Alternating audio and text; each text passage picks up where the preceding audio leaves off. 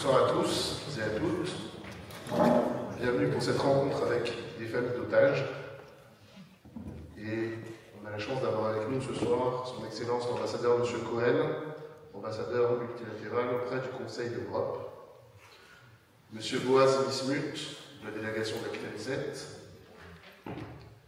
Et nous avons la chance d'avoir avec nous 3 familles d'otages et Mme Meram Ben-Ari de la délégation de la Knesset également, chef de la délégation, et 3 familles d'otages qui sont toujours otages à Gaza. On va commencer cette soirée en donnant la parole d'introduction pour cette soirée solennelle à M. Thierry Ross, vice-président d'honneur du Consistoire Israélite du Bas-Rhin.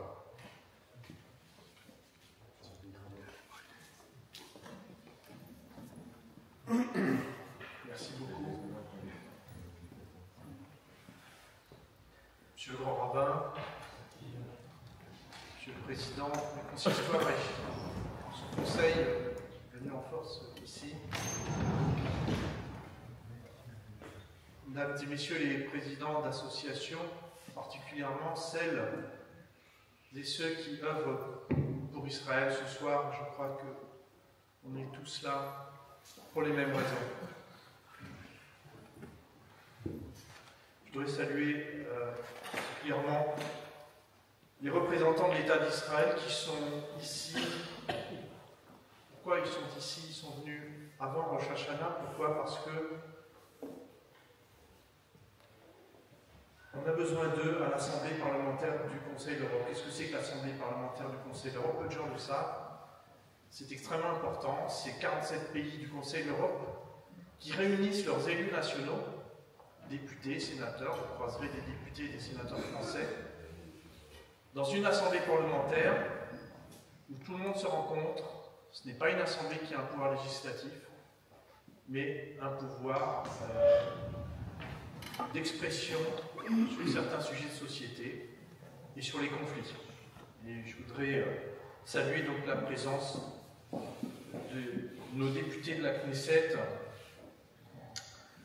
Boaz Bismuth et Meram Ben-Ari, qui sont là à chaque session et qui se battent pour Israël en tant qu'observateurs. Cette délégation est également composée de diplomates. David Nezer, qui travaille dans l'ombre, qui a le rang d'ambassadeur et qui a œuvré pour que cette semaine soit une réussite au niveau de la voix que peut porter Israël à Strasbourg et dans les institutions européennes. La semaine prochaine, le moment fort sera au Parlement, mais cette semaine, c'est au Conseil de l'Europe. Et donc David Nezer, Vered Elar Ben Bassa et Monsieur son Excellence Cohen, qui œuvrent eux beaucoup plus dans l'ombre, dans la discrétion, mais dans une grande efficacité, alors que nos amis de la Knesset, je vois dans les médias, porter la voix d'Israël très fortement. Et je voudrais les citer et les saluer, les familles, Ruth, Nimrodi, Yanniv, Yaakov, Lorit, Yaakov, les familles d'otages, avec qui nous avons déjà un petit peu échangé tout à l'heure, mais vous aurez l'occasion de les entendre et de parler avec eux. Alors, à quelques heures de Rosh Hashanah, merci d'être venus. Alors que vos familles dressent la table de Rosh Hashanah et vous attendent comme ils attendent vos proches captifs des barbares du Hamas. Alors que pour 3 d'entre vous, la table sera vide, des chaises inoccupées, des pommes trempées dans le miel auront un goût fade, des quartiers de pommes ne trouveront pas les bouches bâillonnées. Et ce sont toutes les tables juives du monde entier qui auront perdu le goût de la douceur, du sucre, symbole d'une bonne année à venir. Comment ne pas non plus penser, excusez-moi, marquer un petit temps d'arrêt à Ariel et Kfir, les enfants d'Israël, qui n'auront pas la joie et de la bénédiction de leurs parents, et nous prierons pour leur retour. Et pourtant, nous devons nous réjouir, nous devons nous maintenir à cette table par devoir, par nécessité, par tradition millénaire, que nous ne pouvons rompre pour nos descendants.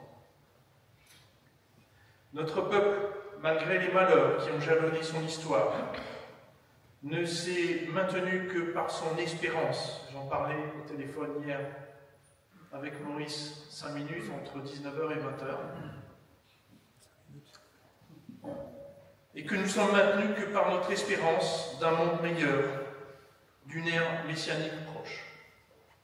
Le pardon est mort à Auschwitz et le 7 octobre dernier. Mais notre pensée juive et notre espérance restent intactes. Voilà le vœu que nous faisons pour l'humanité.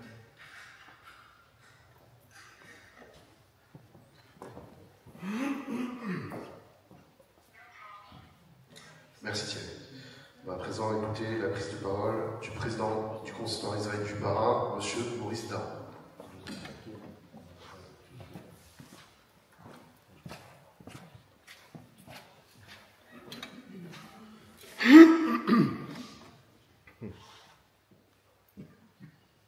Mesdames et messieurs, Monsieur l'ambassadeur, Madame, Monsieur les députés, chères familles d'otages,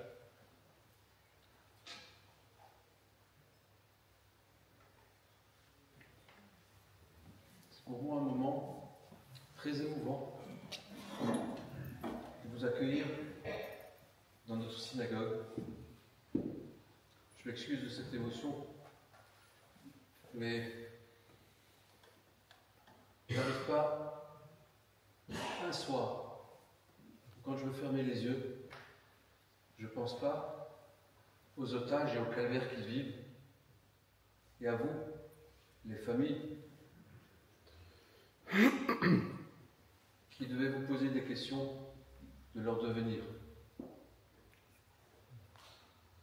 Je veux juste que vous sachiez qu'ici à Strasbourg, notre communauté s'est mobilisée pour tous ces otages et auprès de tous nos frères et sœurs en Israël, qu'ils soient du nord d'Israël ou du sud d'Israël, pour les assurer de notre soutien et de notre solidarité.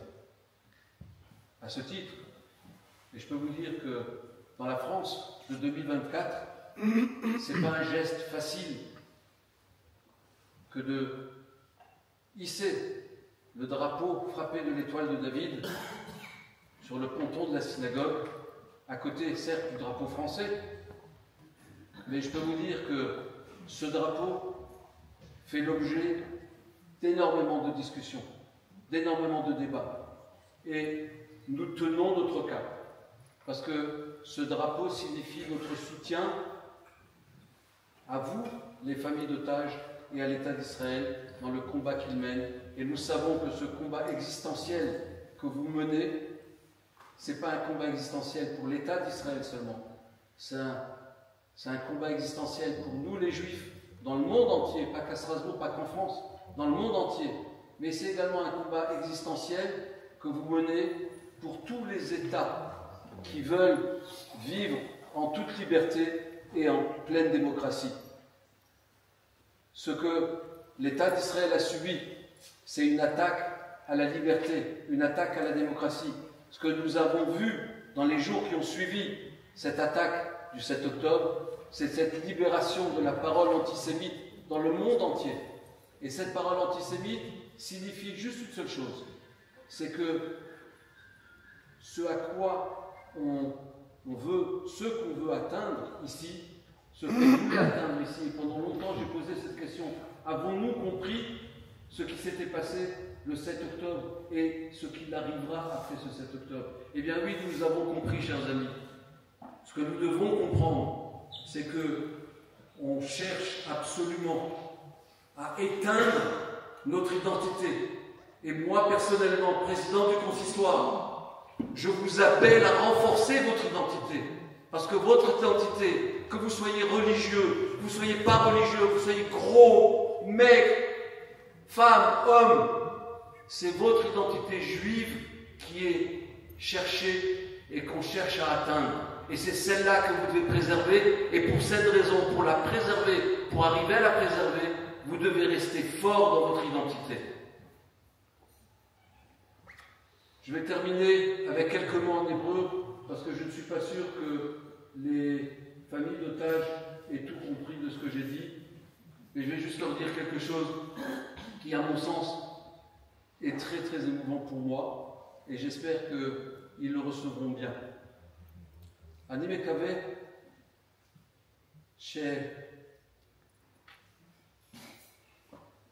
שתמצאו פה במה למלאות את הריק שנשארו לכם, את החטופים ואת אלו שנפטרו כדי להגן את מדינת ישראל ואת כל העם היהודי בעולם.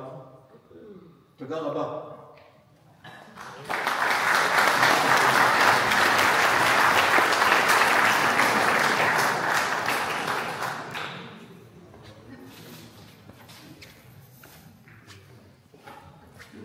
Voilà, avant de continuer, je vais juste vous demander si c'est possible d'éteindre vos téléphones, parce que c'est assez dérangeant.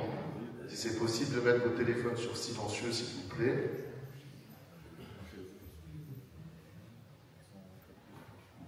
Vous pourrez assister à la fin de cette cérémonie à l'exposition de Francine Méran qui se trouve dans cette salle.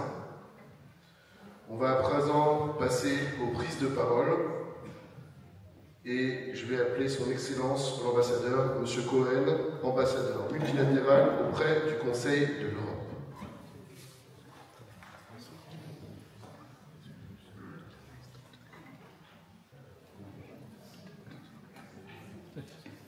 Bonsoir, merci. Je voudrais tellement vous adresser en français, mais je dois parler ou en anglais ou en hébreu. Qu'est-ce que vous préfériez? Anglais.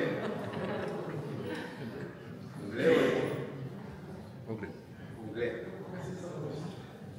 So I'm going to speak in English tonight for the sake of the members of the families, for the member of Knesset Merav Yamari and other guests that we have in the crowd. And the truth is that I prepared, together with my team in the embassy, a speech, a written speech, which I'm going to abolish because the situation is changing on a minute basis, on a daily basis, on an hour basis. And I feel like speaking to you more freely and to make a few points because the members of the families are going to talk later about their own stories, their private stories. We spent together the last 24 hours. They came yesterday to Paris. We hosted them in the residence and we spent the whole day with them today. And they are the real testimonies. I'm not going to be the exchange for their true and moving testimonies. So first of all, let me congratulate and thank the hospitality for Président de la Consistoire de Strasbourg, ou d'Alsace. Alsace ou Strasbourg? Okay.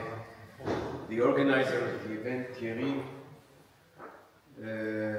les rabbins, members of the Knesset, and most importantly, my dear friends, new friends, Cherut, Yaniv, and Orit, who are with us tonight. Actually, this week is a very important week in the Council of Europe because there is a parliamentary assembly which convenes 4 times a year, but also tomorrow at noon, more or less, we're going to commemorate the 7th of October, and we took opportunity of this assembly convening this week in order to do it with members of European parliaments that are coming over and the heads of the parliamentary assembly itself. Together with the family members and our dear Knesset members, We are going to hold the ceremony tomorrow by the Council of Europe in order to reach out to 46 member states of the Council of Europe and to bring about a message, or a few messages actually, which on my behalf I share with you my message this evening, which has to do with a general concept of the whole Jewish world, actually, the Jewish in general. So I tell you that just 2 weeks before the 7th of October last year, there was a notion by Yad Vashem in Israel, along with Jewish organizations around the world, that nothing is comparable to the Shoah. The State of Israel, which Yad Vashem is an integral part of it, and us in the Ministry of Foreign Affairs, we adhered to this notion, claiming that the Shoah was a very unique episode in the Jewish history. The Nazi regime was a unique regime in the history of humankind. The numbers of Jews exterminated in the Shoah is nothing to compare with, etc. I'm not going to tell you what you know already, but the notion is very clear about why you shouldn't compare anything to the Shoah. Nevertheless, 2 weeks later, only 2 weeks after this notion, the 7th of October occurred with a massacre, the direct massacre of 1,200 Israelis and other nationalities, Arabs, Jews, Christians, in the horrifying Saturday holiday of the Jewish people. And the association is clear. It's obvious that when we look at the massacre of October 7th, we immediately think about the Shoah and its associations and connotations. Should we do it? Should we continue with this kind of feeling? Well, the answer is complex. It's not yes or no. It's very complex. But there is one difference, one big difference. During the Shoah period, we did not have a state of our own. We did not have army, we did not have defense. 6 million Jews went to their death, to their murder, to the gas chambers, without anybody protecting them. Now it's a totally different situation. We have the State of Israel with our army. We are prevailing the war. You can see, I'm not going to tell you what you see in the media, it's all over the place. We are winning the war, it takes time, but we have a very strong army, the strongest in the Middle East. And it's true that on October 7th itself, we didn't have a direct defense in the first few hours. This is something that is going to be learned by committees, inquiry committees, I don't know. It's a political discussion, I'm not going to touch it. Just, it's clear that it's going to be interrogated, investigated, and the conclusions will come out, but it took us just a few hours to get over the first shock and to start to retaliate back with a very strong force that we have, and now you can see that Hamas is almost exterminated militarily. We still have the issue of its civil powers in the Gaza Strip. We're striking the Hezbollah in Lebanon. We're fighting the terror in the West Bank. And we reach out far away, and we can do it also in Yemen, in the ports of Hudaydah, in Yemen, in other faraway places. Our arms are very long. After having said all that, the narrative of the Nazi regime and the narrative of the Hamas is the same narrative. And this is my main point tonight. The narrative which is incorporated in the Hamas, let's call it a charter of the Hamas of 1988, talks about the dehumanization of Israel's Jews and Zionists and the extermination of the Zionist project. Very clearly, there are articles in the charter that claim it very clearly. This is exactly the same narrative, but in other words and in a different period of the history, of the Nazi regime just 80 years ago, or maybe 90 years ago, because they constructed their narrative already in the 30s of the 20th century. And the danger is very clear. Président de la Consistoire, he talked about it. This danger has to make not only the state of Israel, but the whole Jewish nation unite again, more fiercely, maybe, than ever, because we understand that the existential threat still exists. The second point, which is very important for me to note, is the denial. Like immediately after the Shoah, I think the first denial book was written in 1945. Boaz, correct me if I'm wrong. 1945, the first denial Shoah book, just immediately. The same way here, just a few days after the October 7th massacre, there is a motion all over the world of denial. The denial is composed of two phases. One phase is the mere denying of the event or the justification of it. I'm not going to tell you because you live in a place where the denial is all over you, all around you, so I'm not going to tell you what you know. And the second phase of the denial is how come this story couldn't be correct, because if Israel has such a strong army, how come it happened? How come, where was the army? So it's not logical, something is wrong here. These are the other kind of deniers.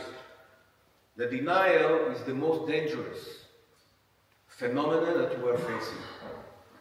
Because if we accept denial, if we don't fight denial, the punishment will not prevail. There will not be any punishment.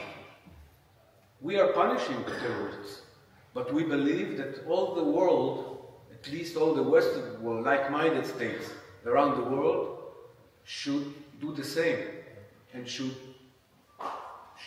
shake our hands in the fight against terrorism, in the fight against jihad, in the fight against anti-Semitism. And it's all interconnected.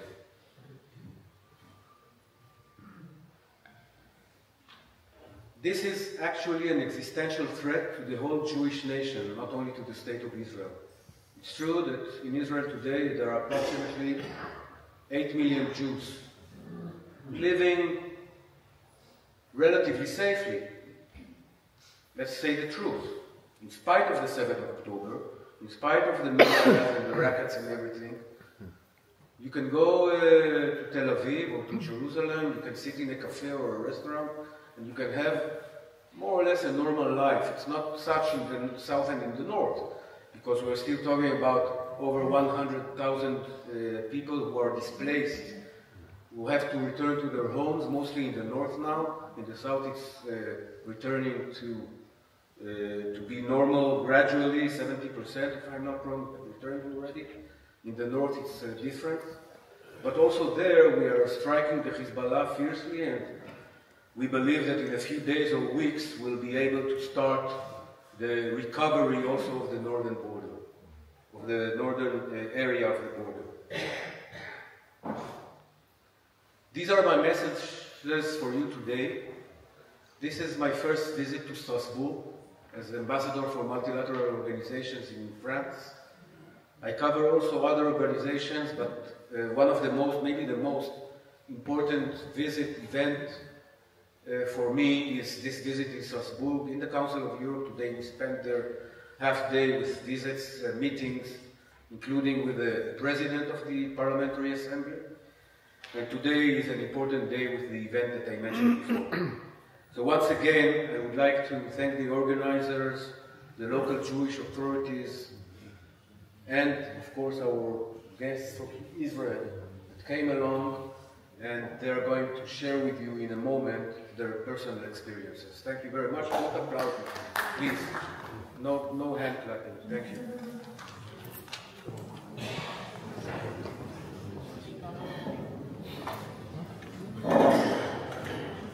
Merci beaucoup, Monsieur Cohen. Je vais à présent laisser la parole à Monsieur Boaz Bismuth de la délégation de la Knesset, s'il vous plaît.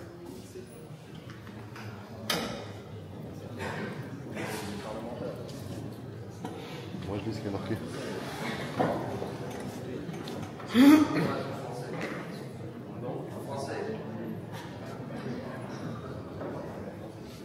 Bonsoir tout le monde. Tiendrai, c'est pas grave. Bonsoir tout le monde. Je suis vraiment ravi d'être là. En français, vous avez demandé, ben, ça sera en français. Mais vous me permettez quelques mots d'abord en hébreu pour mes amis ici avec moi. אני ביקשו לדבר בצרפתית, אבל קודם אני אפנה עם כל הכבוד לאנשים הכי חשובים לנו פה הערב, שזה אתם כמובן. שזה יניב, לורית וחירות. תראו, צריך להבין דבר אחד, וזה מה שאני אסביר פה לחברים שלנו בצרפת, שגם רוצים לשמוע שאנחנו גם כן נרים אותם, זאת אומרת, ישראל לא מפסידה, ישראל לא תפסיד את המלחמה הזו, ישראל תנצח. אבל די ברור, לניצחון לא יהיה ניצחון בלי שהיקרים שלכם בכל 101 יחזרו, וזה שיהיה ברור, וזה מסר ברור לכולם. ואנחנו תמיד אוהבים להגיד לכם בארץ, הרי שכולנו איתכם, וכולנו באמת איתכם, וכולנו מרגישים את מה שאתם מרגישים. ואנחנו באמת יכולים להרגיש את מה שאתם מרגישים, כי זה הילד שלך, הילד שלך אי אפשר, זה שלך, זה הכי שלך בעולם. אני יכול להגיד הילד שלי, האח שלי, האחיין שלי, זה הילד שלך, זה ממך. אותו דבר לכם. והבשורה קשה, ואת חיה עם חוסר ודאות.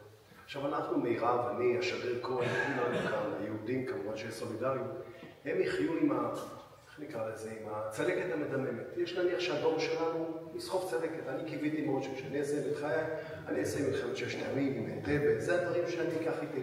כנראה שאת השירה באוקטובר אנחנו ניקח, תהיה צלקת מדממת. אצלכם זה פצע פתוח, אנחנו יודעים את זה. פצע פתוח זה ברור. אבל הדבר היחידי שאפשר להבטיח ולקיים, לא רק להבטיח ולקיים, זה שהמדינה תעשה באמת לא רק את הכל כדי שהם ישובו, הם ישובו. היינו מעדיפים שהם ישובו במקרה שלך יקר במצב אחר. 60 זה הגיל שלי, זה עוד צעיר, זה כל החיים עוד לפניך. ככה אני רוצה לחשוב, אני עוד לא יודע מה נעשה כשאני גדול. הוא כבר לא רק שהוא גדול, הוא כבר את חייו סיים, והוא לא צריך לסיים ככה. לגבי הבן שלי, לא תוכנית, ודיברנו קודם לכן, לגבי האירועים של השבוע, שבועיים האחרונים, ומאוד אהבתי את התשובה המאוד אופטימית שלך. לשמור על אופטימיות. כל הקהל היהודי הזה וכל הקהל הישראלי פה, הכי איתכם בעולם. תודה רבה. Maintenant, en français, je vais essayer de dire ce que j'ai dit à la famille, parce que l'ambassadeur Cohen, très important, député, Mera, chef de la délégation très importante, un ami Thierry, très important. Mais aujourd'hui, on n'est pas les plus importants. Le plus important, c'est les 3 membres de la famille ici. Le plus important, c'est 101 membres de famille d'otages. Ce qui est inconcevable dans le monde entier. C'est inconcevable d'imaginer maintenant que nous avons 100 otages, parmi lesquels on a évoqué 2 petits-enfants, Kfir et Ariel. Mais je pense à cette maman maintenant, une maman qui ne sait même pas. Imaginez maintenant, vous êtes parent, votre fils, il a 1 heure de retard, 2 heures de retard, mais parfois même un quart d'heure de retard, il répond pas au téléphone. Dans quel état vous êtes? Une maman que depuis presque 1 an, c'est pas si son fils est avec nous ou pas.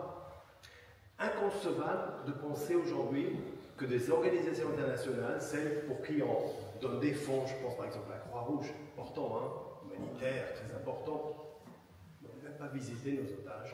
Et le monde continue comme si de rien n'était. Et on vient d'évoquer maintenant le vote aux Nations Unies. Je pense que c'est la maman qui a évoqué le vote aux Nations Unies. Il y a 2 semaines à peine, où, comme a dit l'ambassadeur, Israël a été attaqué le 7 octobre. De façon atroce, brutale. Et c'est vrai que c'était un jour dans l'Holocauste, c'était un jour de l'Holocauste. Sauf qu'il y a une grande différence.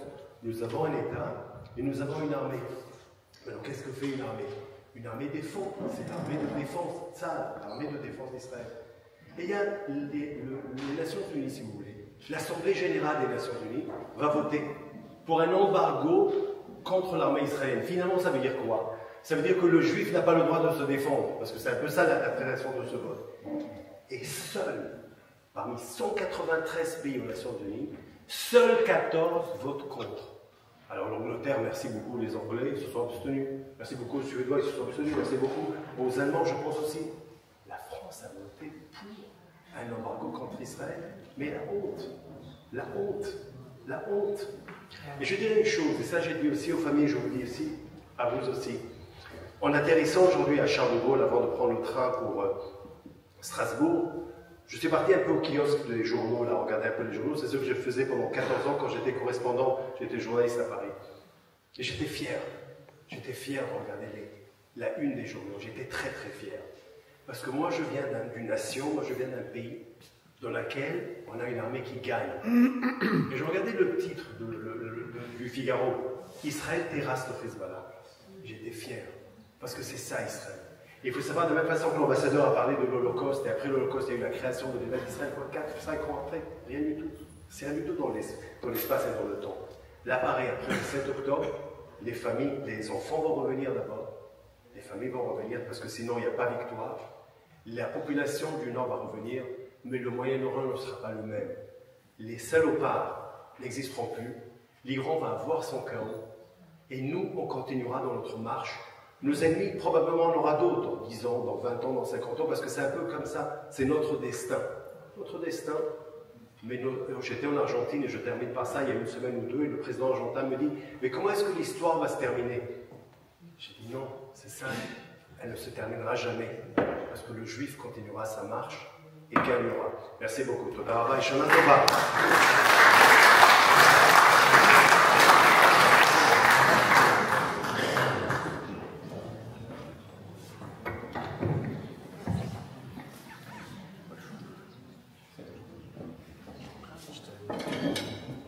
On va à présent écouter le témoignage des familles d'otages.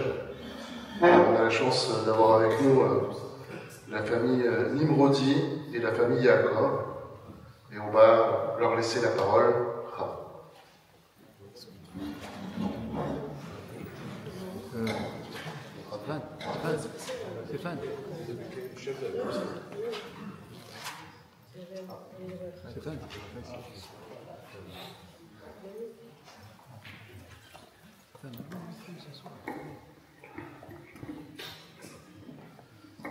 Hi everyone. I'm a little bit excited, so sorry.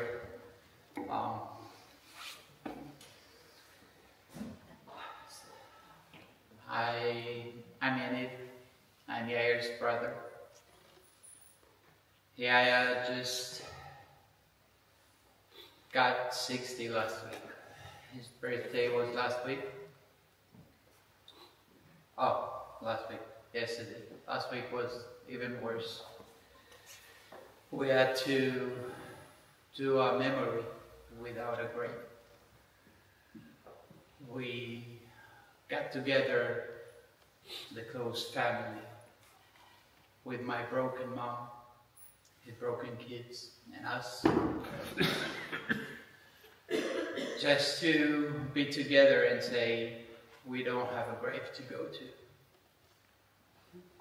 We cannot really have a memorial day for him because he's not with us.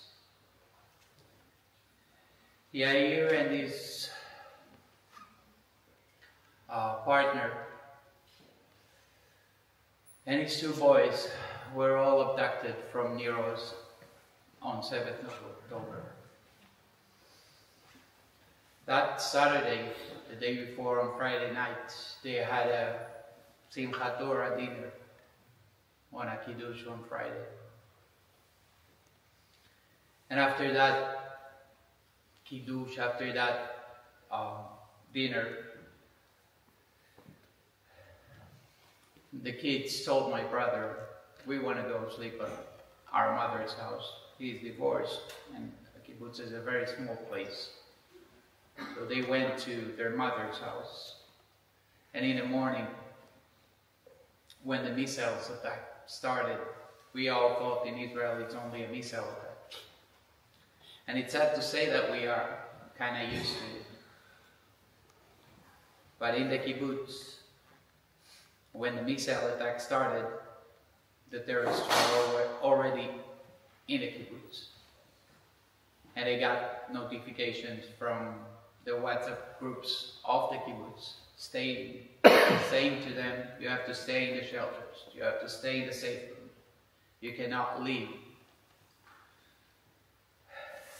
Around 8:45, my wife Lorit called my brother and asked him, how are you? Where are you? Where are the kids? And he said, we're okay. We're at the safe room, and the kids are at their mother's house, but she's not there. She's at another kibbutz.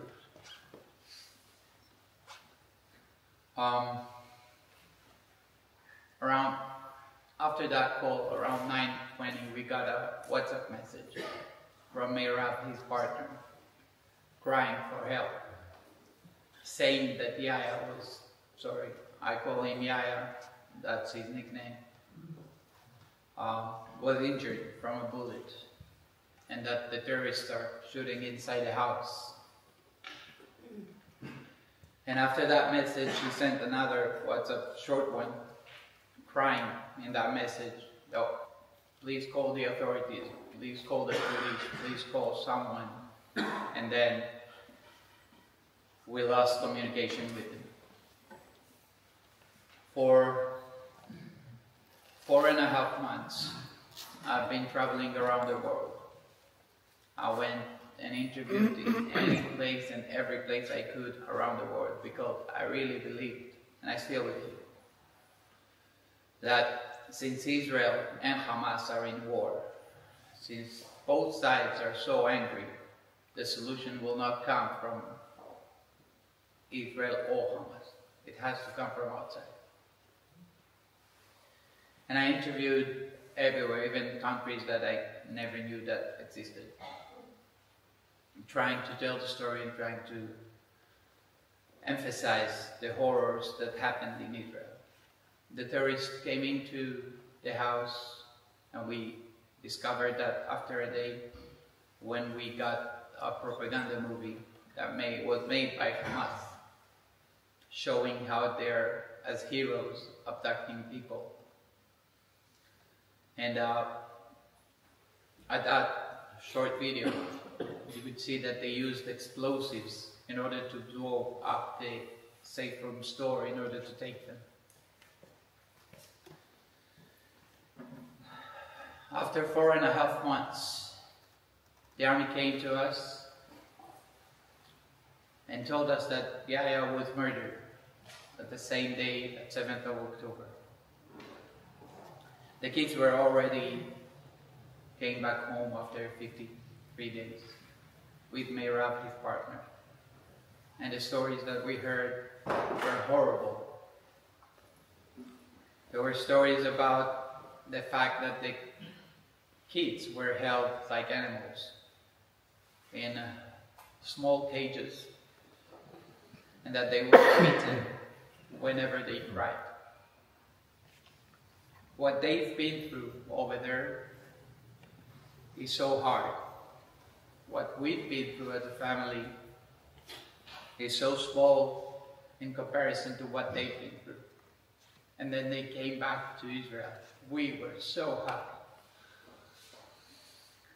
And after we got them, we got the horrible notification that he was murdered, and they had to suffer another horrible thing. That not just that they were captive and that they were treated like animals, but also after they were saved or came back to Israel, their father is gone. After that, I was silent for a long time. But then we decided that the story of what happened in Israel should not stop. We need to continue. We need to tell the world what happened and make sure that this thing that happened in Israel, this horrible thing that happened in Israel, should not happen in any other place in the world and should not be forgotten. Yeah, last Saturday at Motzash, I was standing with my niece, and we wrote something about Yahya. We started with telling about Yahya. Yahya was an amazing person. For me, he was like a father figure. He was a beloved person. If you would have put him over here, after 5 minutes, everyone would find something to talk to him about. With that, he had so much charm. He was a heart. He was not a person, he was all heart. One of the things, and I'm sorry that I'm jumping between things, but one of the things that Meirav told us when she came back, that 10 minutes before they were abducted, they were at the safe room, and Yaya and her heard someone shouting outside, "Mommy, Mommy, someone attacked me, please help." And although there were strict orders not to leave the safe room, Yaya heard that and went outside to see if he could aid that lady who was shouting. When he went outside, he saw around 700 terrorists inside the kibbutz. Kibbutz Niroz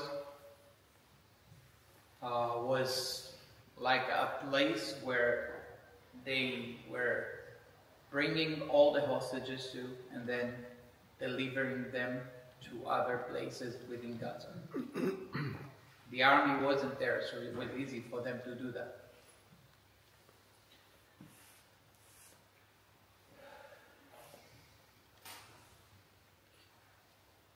I'll go back to Yair a little bit. Inspired by his warmth, his laughter, when he laughs, and I have some videos if you want to see him laughing, his love to the people, to the country. He lived in that kibbutz because he believed in peace. He believed that we can live in good neighborhood with the Gazan people. He was living in that area since he was 18. With his calm, everything he does was to say to others, everything will be all right. Don't worry about a thing. We have to live and be happy. And I'm trying to take his way of living and his way of believing and pass it to my kids. So they will grow up with a little bit of Yaya. And I'm trying to bring it over to the world, that everyone should live like he did, with no worries in his mind, although he was killed.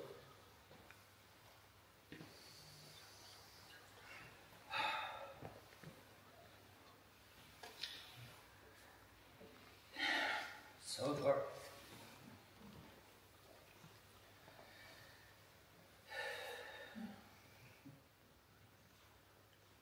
We'll finish with the fact that for us as families, we cannot move to the next stage.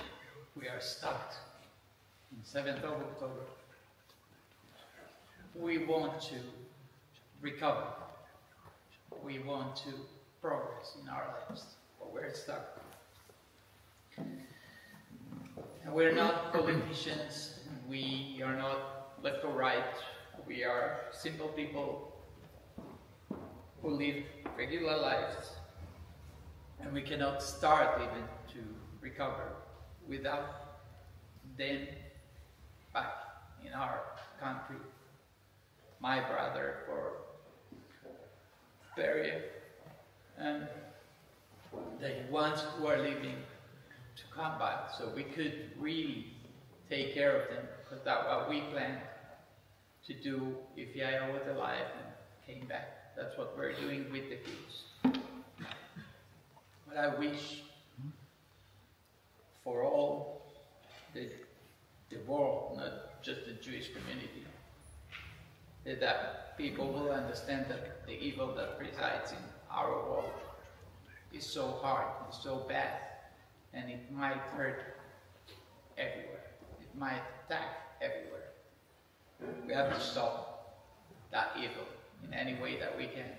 I'm doing it with love.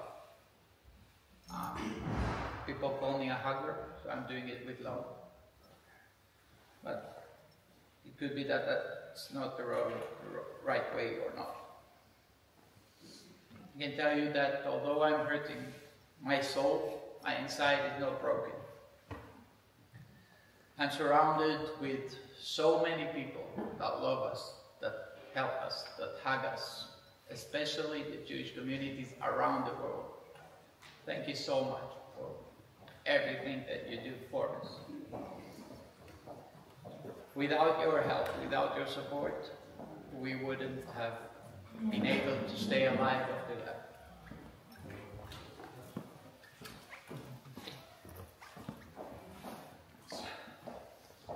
Sorry that I jumped.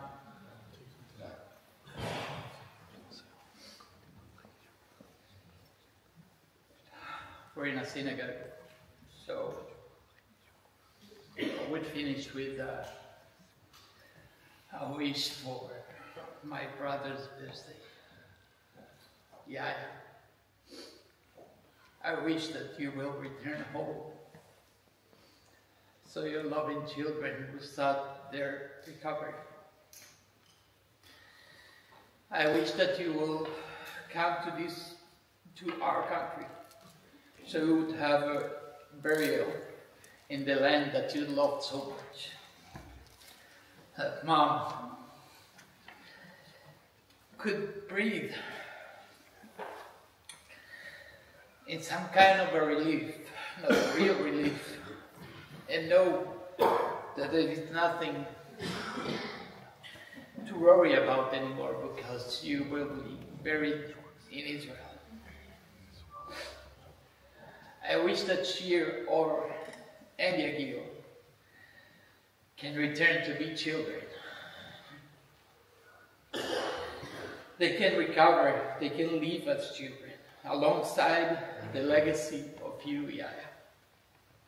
Perhaps up there, once you will get married, you will have a joke with God and with the angels, with a beer in your head, like you always did.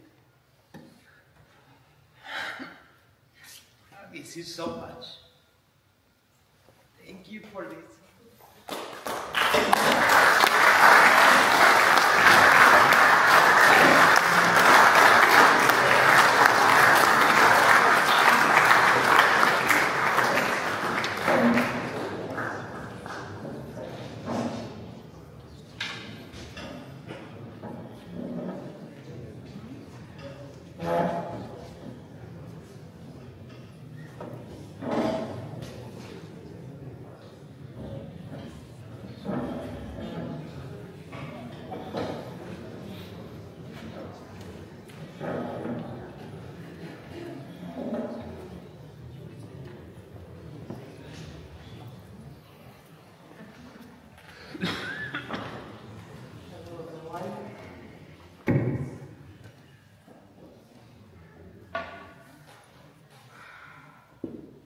Excited to be here today.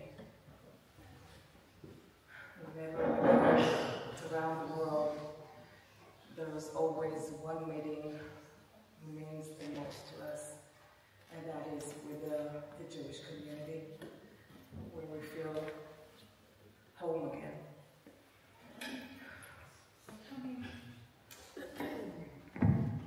Okay, can you hear me now? Okay, so I'll repeat what I said. Is that it's very important for us to go every time we go around the world to meet with the Jewish community, because this is home for us, to feel your warmth and sympathy and empathy means a lot to us. My name is Cherut, and I'm Tamir's mother. It's been almost a year now, but for us, it's just one long, horrible day. It's hard for us to breathe. My heart is bleeding.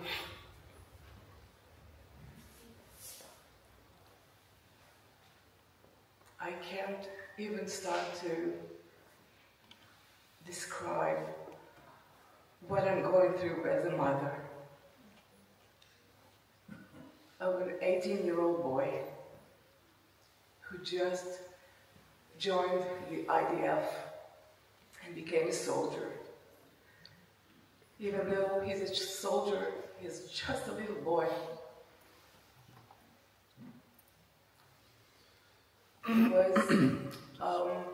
He was not a combat soldier.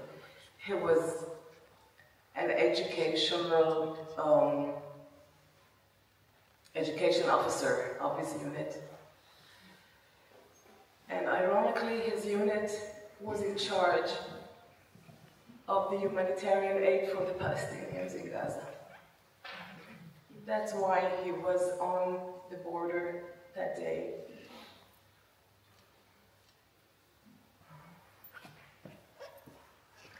He felt like he was doing something very special and very important. And I think he was the happiest he ever been in his life when he was there with his friends. And he didn't feel like it's a dangerous place. He felt safe.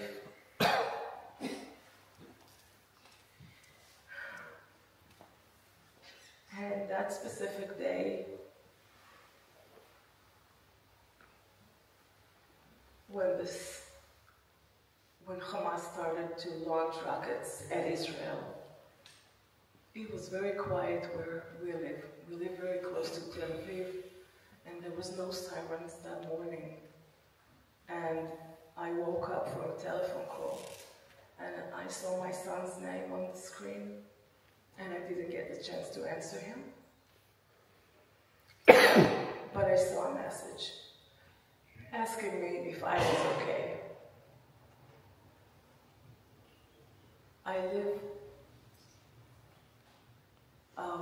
We live in a house with my son and two younger daughters, and he always felt like he was in charge, like he was the man of the house. He used to do kiddush on Friday nights for us. It was very important for him to have all the family united together around the table at Friday nights. And he felt responsible for us. That's why he sent me a message asking me if I was okay. And I told him everything was fine. What is going on?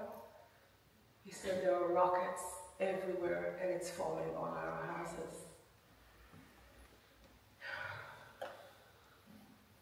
We're used to this kind of scenarios where Hamas is launching rockets on Israel. And because he's not a combat fighter, we knew that soon he will be back. He told me, Mom, I'll be back soon. Little did he know that when he texted me those messages, the terrorists were already in his base. I told him to take good care of himself and text me when he can. He messaged me, I will try. And that was the last I've heard from him. We had no idea that 20 minutes after his last message, he was brutally kidnapped. We were sitting at home. We started to hear rumors about terrorists penetrating Israel. We never imagined that they will go into army bases. Only around 4 o'clock in the afternoon, my youngest daughter, she was 14 at the time, came screaming to me that she's seen her brother being abducted over the Instagram. And she came to me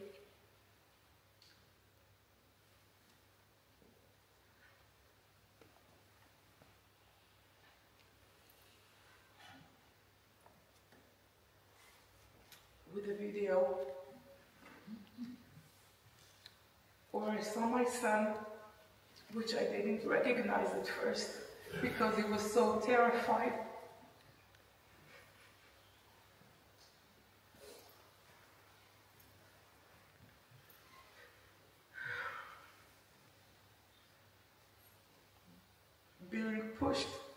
hit with 2 other friends of his.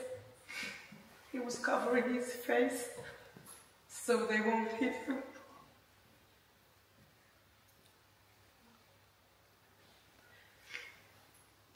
To see that as a mother,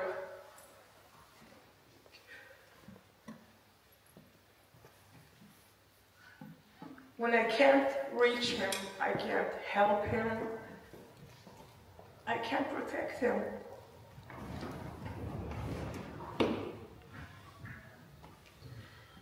This is a picture I keep imagining every night when I go to sleep.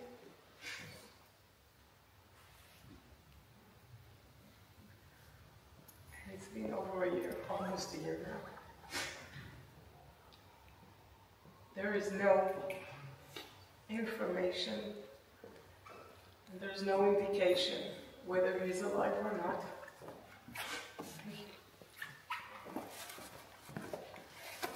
Even though we saw him on his feet being led into Gaza, he was with his pajamas, he was barefoot, and he had no glasses on. You can hardly see without them.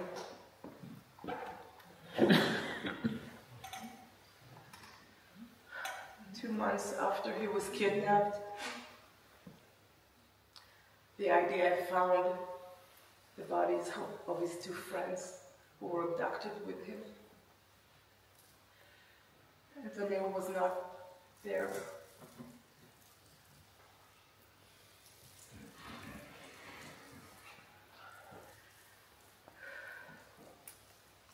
I have 2 daughters at home.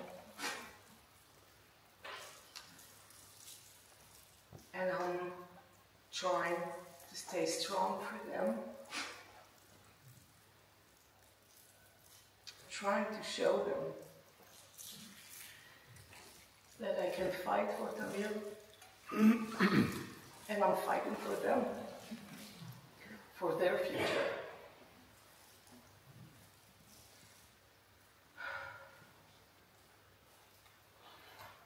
But what kind of future can I promise them if their brother won't come home?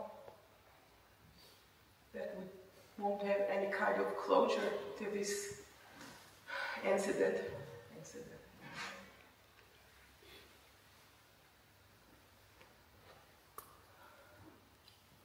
Every mother on Friday night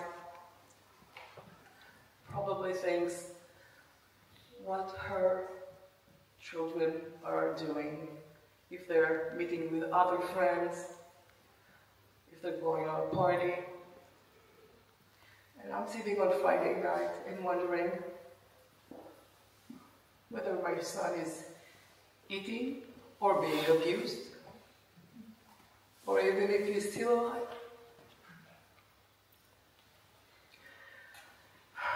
No mother should go through this.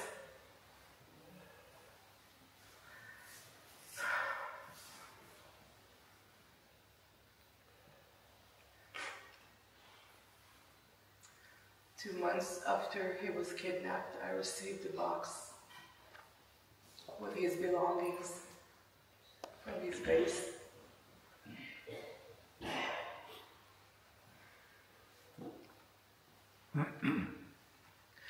There we found his glasses and his shoes and the clothes he wore the night before. And among other things, we found a small note. It was full in his pocket. And Tamir wrote 3 sentences to himself. I don't know what made him write those sentences. This is the note, and it's in Hebrew, and it says, to succeed helping a lot of people, to create a close circle of friends, and not to harm anyone.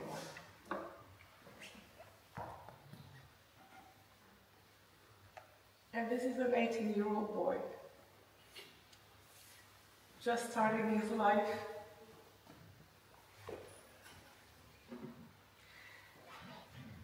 He had dreams and ambitions, and it all stopped at that moment. I can hardly remember his voice.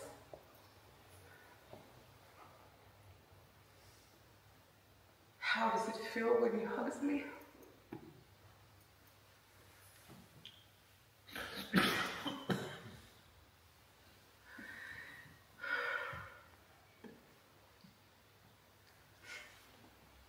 They must come home now. There's no other option. There are hostages that are still alive, and we can save them. And we have to do whatever we can to make sure that they will return to their families and continue their journey. When we go around the world to share our stories,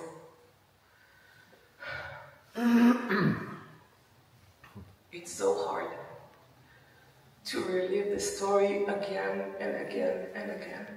But it is so important for people to understand that the war that is going on in Gaza and in Lebanon is all results of October 7th. And we have to make sure that Israel will be safe for the next generation. We don't have any other option. This is our testimony, and this is our reality. And this is what we're living every day. We miss our loved ones.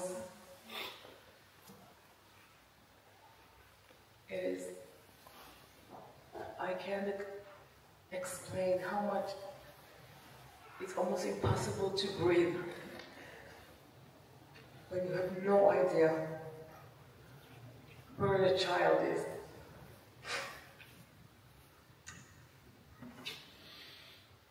And I want you to take our stories with you and share them, because the world should wake up.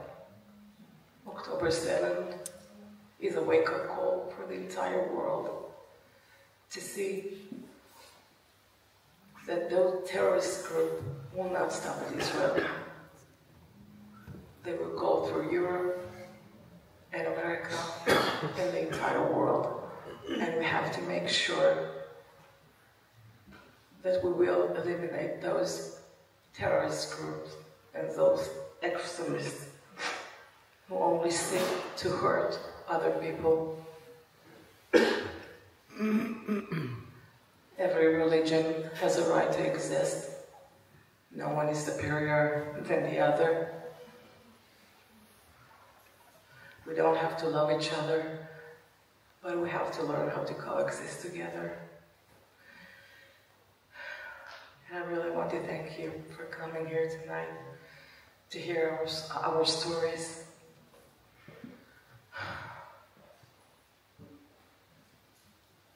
Thank you so much.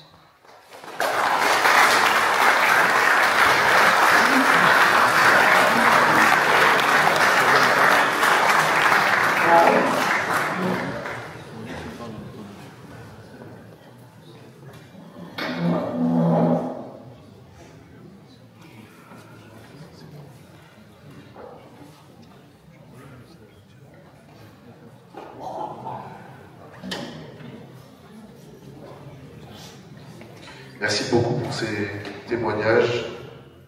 Je vais laisser à présent la parole à Merav Ben-Ari de la délégation de la Knesset, que je m'excuse de ne pas avoir donné la parole plus tôt. I don't understand French. turn so you can see whatever you want. It's okay. I will speak shortly. I think it's very hard to speak after these amazing families. And I want to thank you all for coming here tonight. I want to thank you, Maurice, and the other Jewish community here in Strasbourg. In the last 2 years, I'm the head of the delegation of the Knesset to the Council of Europe, to the Parliamentary Assembly. I think it's my 5th time, or I don't remember, in Strasbourg. And we'll keep coming here to speak about Israel, but the most important of all, to speak about the 101 hostages that have been taken by Hamas. We came here especially in this day for these amazing families. It doesn't matter to me what me and my colleague Boaz will say. What most important is that you will say tomorrow. We will keep working for you, for all the 101 families. And of course for you, the Jewish community here in Strasbourg, but all over the world. I want to thank you all for coming here. I want to thank the ambassador to wish you success. Now he's only 2 weeks in his job, so I had the privilege to work with Chaim Assad, the last ambassador, and I am sure that we will do a very fruitful and very good work. As you can see, I'm from the opposition and was from the coalition, but in everything that belongs to the hostages, we are one united country and one united nation. It's not just a matter of Israel, it's a matter of the whole world. Hopefully we will see you tomorrow at the ceremony, we can say, in this important event of October 7. You will hear the families again with the other MP from all over Europe. I want to thank you for these amazing words. I want to wish with you for Yaya to just tell you that we are here for you, not just here, also in the Knesset, and not just us, all the people in Israel, and all the people, all the Jewish people, all over the world. I want you to remember this amazing family, the family Yaakov and the family Nimrodi. Please take their stories with you. Tell your friends, tell your neighbors. Do the ambassador work for them because they just deserve it. They deserve your praise, but also that you will tell all over the world, not just what we have in October 7 massacre, but what we have today, and help this 101 family bring them home now. Thank you very much.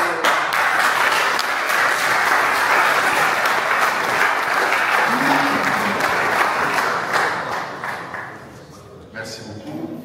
Pour clôturer ces prises de parole, je vais demander à Monsieur le Grand Rabbin Harold Abraham Veil, président rabbin de Strasbourg et du Bas-Rhin, de bien vouloir prendre la parole.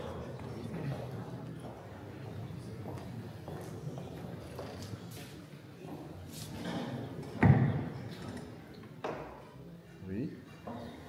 כבוד חברי הכנסת, כבוד השגריר, כבוד המשפחות היקרות, Monsieur le Président, chers amis, כבוד הרבנים, là je ne sais pas comment est-ce qu'on peut prendre la parole après avoir entendu des témoignages aussi bouleversants. סיפורים מרגשים ביותר, שלא השאירו אף עין יבשה כל העולם הזה.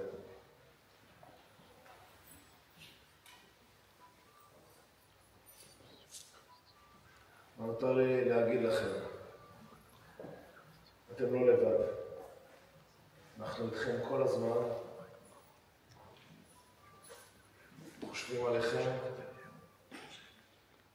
משנה אומרת, אל תדון את חברך, אתה תגיע למקומו. אי אפשר להרגיש מה שאתם מרגישים, שאתם חווים כל היום, אבל לפחות אנחנו חייבים להיות, כמו שאומר גם נושאים בעול עם חברו, להשתתף בצער, וזה מה שאנחנו מנסים לעשות. Je vais continuer en français. Voilà, peut-être simplement, puisque je dois clôturer cette soirée extrêmement émouvante, voilà, vous dire vraiment à quel point voilà, votre visite ici à Strasbourg, à mon sens, voilà, contribue à grandir le lien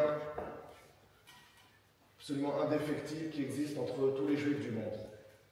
Voilà, nous sommes une seule famille, Mishpacha Achat, et voilà, le fait de pouvoir échanger ce soir, de pouvoir partager, de pouvoir se retrouver autour d'un événement aussi tragique que celui-ci, voilà, montre à quel point voilà, nous partageons ce destin commun, et ça a été dit, voilà, il y a des juifs de toute sensibilité dans cette salle, il y a des juifs religieux, des juifs beaucoup moins pratiquants, peu importe, ça n'a aucune importance ce soir, le président l'a très bien dit, et peu importe l'âge, peu importe le sexe, et peu importe voilà, tout un tas de critères encore qui pourraient faire de nous des personnes très différentes, voilà, on n'est absolument pas différentes en réalité, on partage ce même destin, avec les doutes, avec les peurs, mais aussi avec les espoirs. Et j'aimerais terminer sur une note d'espoir. Voilà, ce qu'on a entendu ce soir, ce sont des voix qui étaient brisées par les sanglots, qui nous ont raconté ces expériences absolument traumatisantes. Voilà, celle d'un frère, celle d'une maman, voilà, celle de familles qui ont été déchiquetées au niveau voilà, du lien qu'elles entretenaient avec leurs proches en ce 7 octobre, pour qui la vie ne sera plus jamais la même. Voilà, ces voix, ce sont des voix qui implorent au quotidien, qui implorent le ciel de leur ramener voilà, ses proches. Et ces voix, ce sont les voix que nous essayons tant bien que mal de faire résonner, et je suis sûr que chacune et chacun le fait à sa manière. Ici, peu importe ceux qui viennent à la synagogue, ceux qui ne viennent pas à la synagogue, peu importe, chacun le fait à sa manière, voilà, de chez lui à la maison. Ça peut être par une prière, ça peut être par un geste, ça peut être par une pensée. Voilà, c'est aussi une manière d'exprimer sa voix, finalement. Et ces voix-là, voilà, elles me font penser à cette voix qui est Ima'amakim Keraticha Hashem, celle qui implore Hashem depuis les abîmes. Et j'ai simplement une idée que je voulais partager. Voilà, un très beau mahamar que j'ai vu, un commentaire chassidique, le Rav de Roufshitz, qui fait remarquer que dans le mot kol, vous avez un kouf, vous avez un vav et vous avez un lamed. Le kouf, c'est la seule lettre en hébreu qui a une barre qui descend voilà, vers le bas, qui est en dessous du niveau voilà, de toutes les autres lettres. Là, je ne parle pas des lettres sophites qui ont un statut à part, mais je parle dans les 22 lettres de l'alphabet hébraïque. Le kouf est la seule lettre qui a une barre qui descend vers le bas. Le lamed qui termine le mot kol est la seule lettre qui a une barre qui monte vers le haut.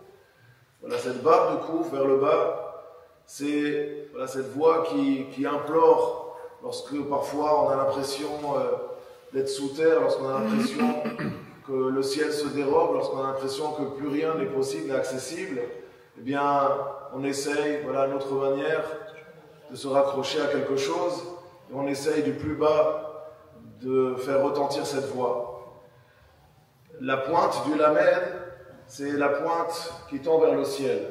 Voilà, c'est celle de l'espoir, c'est celle qui nous dit que, finalement, au bout de cette voie, il y a encore un avenir possible, il y a un espoir possible. Et quelle est la lettre qui relie le kouf et le lamed, c'est le vav. Alors il y a beaucoup de choses, et ça le Rav de Roufshitz ne le dit pas, lui donne une autre explication au vav, il dit que le vav c'est Gematria 6, que les 6 ce sont les 6 anneaux qu'il y a au niveau des cordes vocales. Et donc c'est justement l'expression de cette voix authentique et sincère. Et le vav, c'est aussi un vav achibo.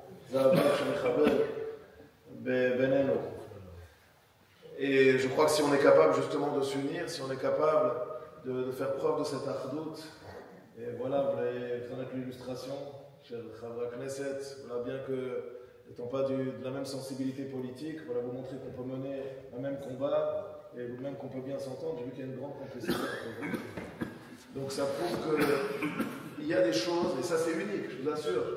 C'est unique, je ne sais pas si ça existe beaucoup sur les bancs de l'Assemblée parlementaire. Ça m'étonnerait que sur les bancs de l'Assemblée parlementaire française, on puisse trouver deux membres, de députés de sensibilités politiques très différentes et qui puissent faire preuve d'une telle complicité. Pourquoi? Parce qu'au fond, finalement, voilà, on a les mêmes combats et on défend les mêmes valeurs. Et c'est ça, c'est ce vav achibo. Voilà, ce vav achibo, c'est celui qu'on a essayé de renforcer un petit peu ce soir, auquel on a donné toute son importance pour que de cette barre inférieure du couf, nous puissions atteindre la barre supérieure du lamed. Voilà, c'est à mon avis vraiment le sens aussi de votre venue. Et j'ai envie de dire que c'est presque vous qui nous avez donné des forces ce soir. Alors voilà, on essaie de vous en donner un petit peu en vous entourant de notre affection. Peut-être la chemsat, prendre la keila shelano, ועוד הפעם אנחנו איתכם, אנחנו מתפללים, ומאחל לכם, קשה לאחל שנה טובה ומתוקה, אבל הפיוט אומר, תכלה שנה בקללותיה, תחל שנה וברכותיה, שנה חדשה זה גם מזל חדש, שלכם מזל חדש, שבעזרת השם, חטופים יחזרו הביתה בקרוב, כל החטופים בעזרת השם, עם ישראל חי, voilà, merci beaucoup, et voilà, je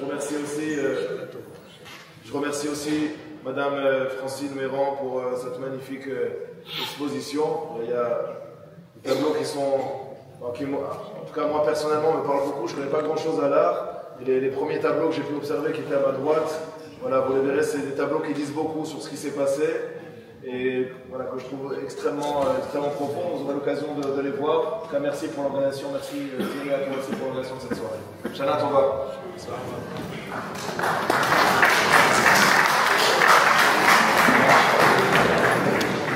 Alors attendez, il y a encore l'exposition de Madame Mévan qu'on va vous faire découvrir tout de suite.